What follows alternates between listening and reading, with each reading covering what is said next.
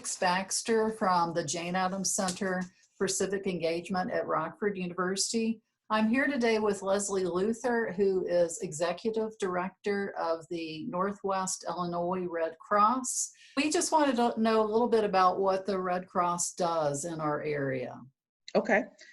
So I thought I would break it down a little bit in terms of how we respond during COVID-19, because actually nothing's really changed for us.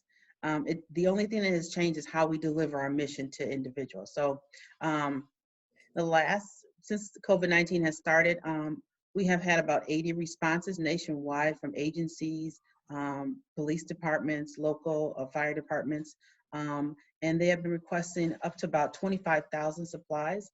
Those supplies include cots and blankets and hygiene kits, and it's all in their preparation for isolation in need of COVID-19, and then also helping facilities to prepare for some isolations in their areas. So we still do that, and we work with the community and our partners, and through the coordination, we are able to provide them critical supplies that they need during this time. We know that disasters don't stop. And so we have brave volunteers who still work 24/7, 365 days of the year, responding to disasters and events, including home fires, earthquakes, tornadoes, flooding. All this is still happening in spite of COVID-19, and we're still doing that. But how we deliver those services just have changed in light of social distancing and making sure that our volunteers and the people that we work with are healthy and safe. That's the first and foremost. But we do want to continue and are going to continue providing help and hope to the community. Mm-hmm. When you talk about blood services, we are continuing to collect blood in this COVID-19 environment. It just has changed how we do that. But we still have blood drives because we still have commitments to hospitals and clinics for blood life-saving products. We have held blood drives throughout the country. And the only thing that changed is really once we went into the social distancing and the shutdown in the state of Illinois, it just changed where we were able to have these blood drives. And how we institute and carry out those blood drives. But I want to add that really nothing has changed. Our volunteers and donors who want to give have continued to give. They just want to know, where is the drive that I need to go to give?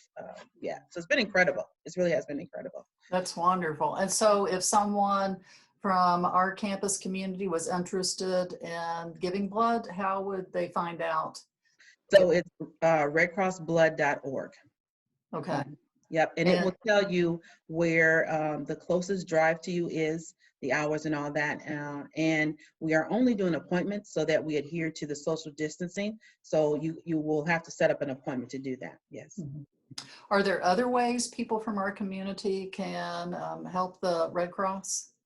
Absolutely. We are always looking for volunteers. We've had a couple requests for things such as we're helping some other agencies that have had an influx of volunteers and are not really equipped to doing event-based volunteers, but they've asked us to come and provide our expertise in how they onboard volunteers and the logistics of that. So we would love to have volunteers. Like I said, our mission and delivery has not changed, so we still need volunteers to do that. We also still continue to do our work with the military and our services to armed forces department. And that includes working with families that are getting ready to be deployed, those that have come back and that re-entry process. And then in the unforeseen, unfortunate task that something happens to these military families that they need to get back home, we're still providing those local services.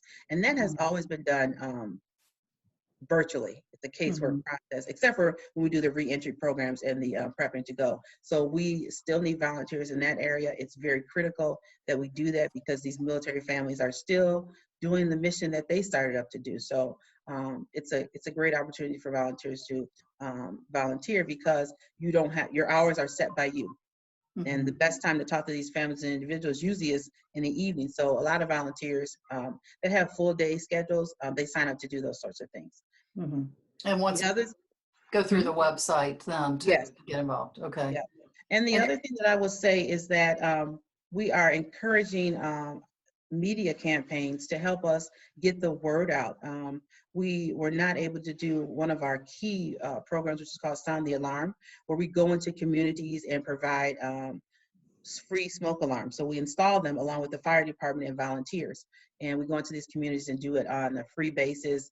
You know, this year I think we probably provided about 3,700 smoke alarms. But in light of us not being able to do that, we still need to educate the community. So we do posts, and then we ask that people share those posts. It's about fire safety. And now that a lot of people are home and your kids are home, you really want to be protective and know what you need to do in these instances. mhm. If someone from our community would like to request support, assistance from the Red Cross. And what type of assistance are you referring to? Well, I just wondered, like, if there are any vets families, for example, if a student.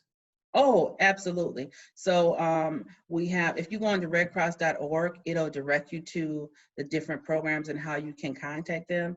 Each of them have their own entry points that they do. Mhm, mhm. Um, I think working with the Red Cross is a wonderful opportunity. Thank you so much for sharing with us. Sure, absolutely. Thank you Appreciate you for taking the time.